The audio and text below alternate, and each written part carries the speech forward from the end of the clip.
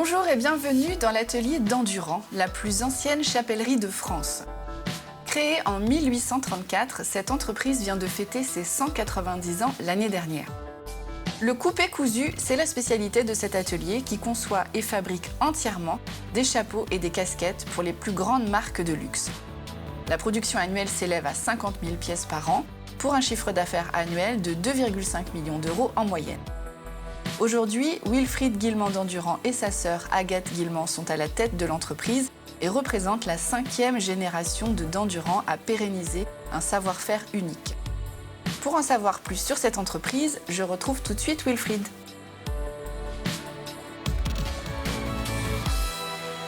Bonjour Wilfried. Bonjour Catel. Écoute, merci beaucoup de nous accueillir dans ton plaisir. entreprise.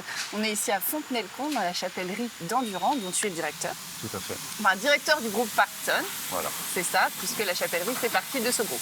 tout à fait. Alors toi, explique-nous un petit peu, on sait que c'est une entreprise familiale, hein, c'est la 5e génération, mais toi, quand est-ce que tu es arrivé travailler dans l'entreprise?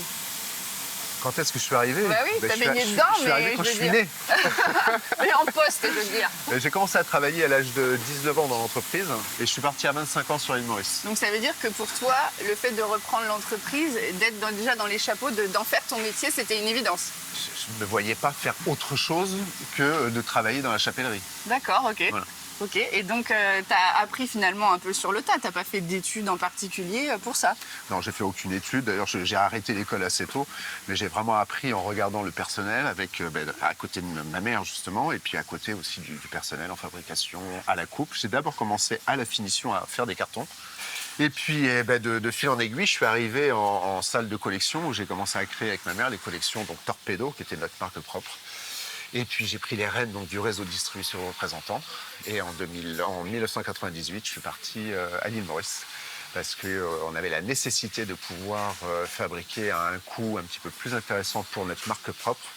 Et on a gardé sur le site français que le haut de gamme et le luxe parce que ma mère avait pris la décision donc, de se diriger vers les marques de luxe françaises. D'accord, donc c'est-à-dire qu'auparavant, vous faisiez votre propre marque? Oui, tout à C'était fait. les chapeaux d'Endurant qui étaient fabriqués et qui se vendaient un peu partout? Qui se vendaient partout, en France, en Europe, à l'étranger, jusqu'au Japon, parce qu'on faisait à peu près 36 à 40% de chiffre d'affaires au Japon. D'accord, et alors aujourd'hui maintenant, vous travaillez pour des marques de luxe dont on ne peut pas dire les noms, mais bon, c'est Voilà. de très grandes marques, hein, vraiment la haute couture, on peut dire, des chapeaux. Ouais. Et vous fabriquez quel type de chapeau alors pour eux? Tout ce qui se met sur la tête, en fait, ça peut être du... Homme-femme? Homme, femme, enfant, parce qu'on fait aussi de l'enfant. Ça peut être de la casquette type baseball, un petit peu comme celle que je porte, mais on va faire quelque chose de beaucoup plus prêt à porter. Ou ça peut être des casquettes plus habillées, plus villes, plus urbain. Ou alors on va faire du bob ou du chapeau plus structuré. D'accord, et donc là, il y a combien de personnes qui travaillent autour de nous dans ton entreprise? On est 45 à peu près, c'est assez fluctuant en fonction des besoins. Bon, justement, on va aller à la rencontre un petit peu de ces personnes à travers ta sœur Agathe qui dirige la chapellerie et qui va nous expliquer un petit peu tout le savoir-faire de ses employés pour fabriquer ces jolis chapeaux. Et je te retrouve en fin d'émission. Avec grand plaisir. À Je tout te à dis l'heure. l'heure.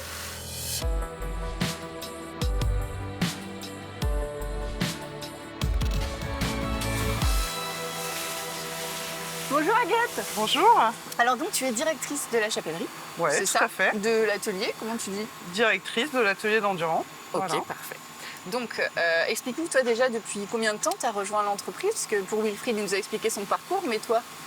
Depuis, j'avais 19 ans quand je suis rentrée dans l'entreprise familiale. Ok. Voilà, donc ça fait un petit peu plus de 25 ans, bientôt 30. Et ici, à la tête de l'atelier? Non, ça c'est depuis 2018. Moi, quand je suis arrivée, j'ai commencé par couper des fils. J'ai fait un petit peu toutes les Tous les étapes. postes. J'ai travaillé à la coupe pour comprendre le métier, apprendre et puis me familiariser avec le produit, les gens. Et, L'outil de production. voilà. Et puis très vite, Wilfried est parti à l'étranger, donc j'ai repris tout ce qui était développement, toute la partie développement de l'atelier, des chapeaux, des casquettes, pour notre marque propre, parce qu'on avait la marque Torpedo à l'époque, qu'on a arrêté depuis. Et après, sur le développement de tous les clients haut de gamme. Voilà. avec lesquelles vous travaillez aujourd'hui. Toutes ces Exactement. grandes marques. Ouais, tout à fait. Alors donc, comment se passe le début de ton travail et le travail de l'atelier, l'arrivée d'une commande Alors, qu'est-ce que vous faites ici au départ? il faut savoir que l'atelier, chez nous ici, on a la chaîne complète en fait de production, donc du bureau d'études jusqu'à la livraison du produit fini. Vous faites tout.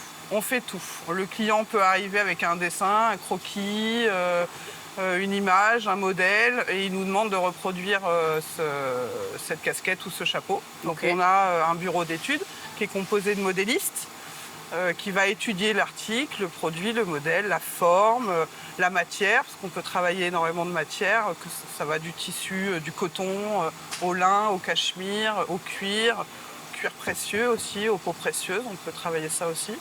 Donc en fait tout ça c'est étudié en amont sur le bureau de développement avec la modéliste et la responsable de production parce qu'on a de l'expérience, donc on va avoir la connaissance du produit et du rendu, La faisabilité, voilà, la faisabilité du modèle finalement. Exactement, des thermocollants à utiliser parce qu'on va venir entoiler chaque matière pour savoir si le client veut quelque chose de plus souple ou de plus rigide. Voilà. Donc tout Ok. ça se fait en amont. Ok.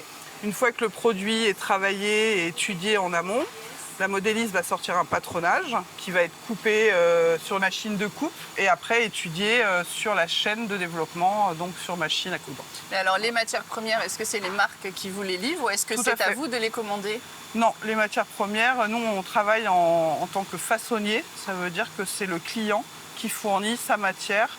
Nous, on est là vraiment pour apporter notre savoir-faire. Oui, c'est ce que j'allais Voilà. dire. Alors là, ça y est, on est dans l'atelier. Donc là, on entend arrive effectivement les dans machines. l'atelier qui est composé de plusieurs chaînes. Donc la chaîne de développement, la chaîne chapeau et la chaîne casquette qui est pour nous notre spécialité en fait. Et qui est quand même l'essentiel de la production. Exactement.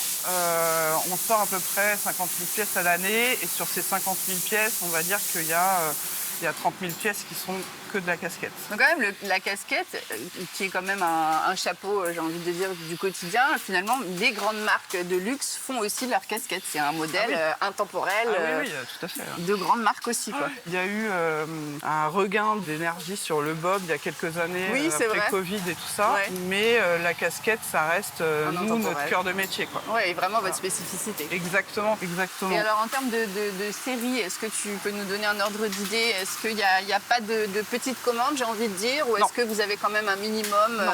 On n'a pas de minimum. On accueille toutes les demandes, quelles qu'elles soient.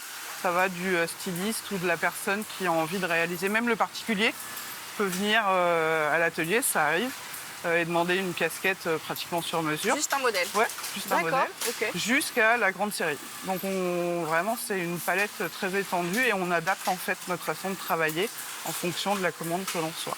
Et justement, cette qualité de travail, au final, elle est aussi liée à la qualité de la main-d'œuvre, de toutes les personnes qui travaillent autour de nous. Donc, est-ce que ça, c'est des métiers, des compétences qui sont faciles à trouver aujourd'hui en recrutement? Non, c'est pas évident à trouver. Alors, on reste dans le métier de la confection, donc il n'y a pas de formation en fait qui existe en chapellerie. Ouais, qui correspond vraiment à votre savoir-faire. Il n'y en a pas. Par contre, il y a énormément de formations qui se font sur la confection de vêtements. Ouais. Qui sont des bases finalement de oui, compétences. voilà, ça reste le même, le même métier, plus ou moins. Et après, quand les personnes arrivent ici, nous, on les forme à la chapellerie. Donc les morceaux sont plus petits, voilà, on les accompagne là-dessus. Mais on a effectivement des difficultés à recruter du personnel qui a envie en fait d'apprendre et de rester. L'idée c'est aussi de pérenniser le savoir-faire et c'est pas évident de trouver des personnes qui restent sur du long terme. Quand on vient former une personne, on a envie qu'elle reste le plus longtemps possible. C'est une grande famille. Voilà. Ok, très bien. Bon, merci beaucoup, Agathe. Je t'en prie, merci à toi. Merci de nous avoir ouvert les portes de cet atelier. Comme ça, on sait un petit peu plus comment ça se passe ici. On voit derrière des chapeaux qui se forment.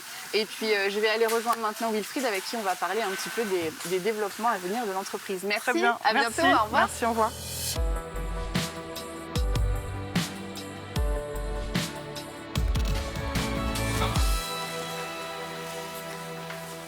Wilfried Wilfried, je te retrouve dans ton bureau, Oui. dans ton antre, là où tout se décide. Tout à fait.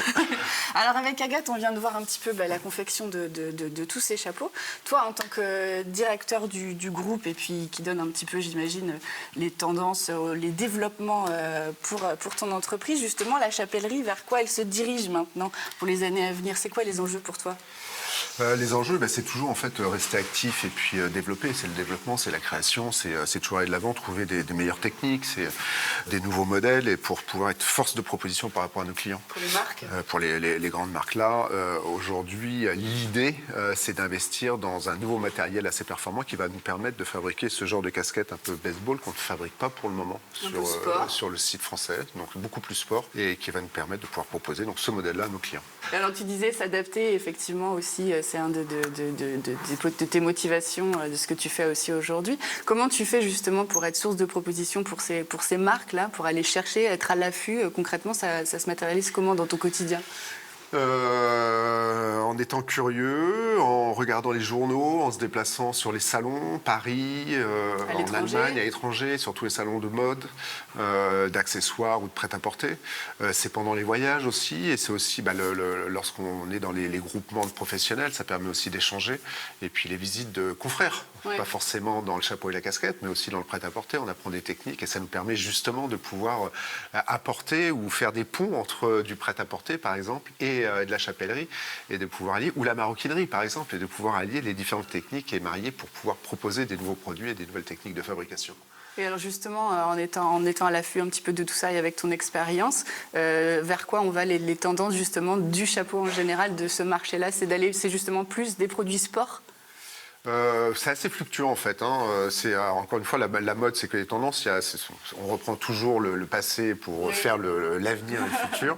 Là, on est sur des choses très prêtes à porter, assez sport effectivement, moins dans le traditionnel et dans le classique. Moins mode, plus plus accessible, plus tous les jours, plus quotidien. Oui, tout à fait. Tout à fait. Plus quotidien. La casquette et le chapeau facile à porter. Oui, c'est vrai. La casquette devient plus un accessoire de tous les jours comme tu la portes actuellement. Eh ben, écoute, merci beaucoup. Merci de nous avoir montré ton savoir-faire et fait partager un petit peu l'intérieur de ton entreprise, des coulisses. Et puis, écoute, bon développement pour la suite. 5 générations, donc on verra ce qui se passe par la suite. Bonne continuation. Au revoir. Au revoir.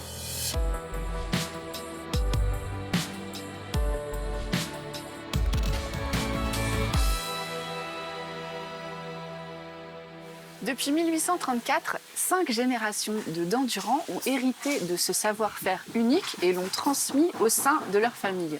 Une passion et une culture de l'excellence qui ont séduit les plus grandes marques et qui a été récompensée puisque ce savoir-faire a été labellisé entreprise du patrimoine vivant. Bon, maintenant je vous laisse, j'ai beaucoup de chapeaux ici.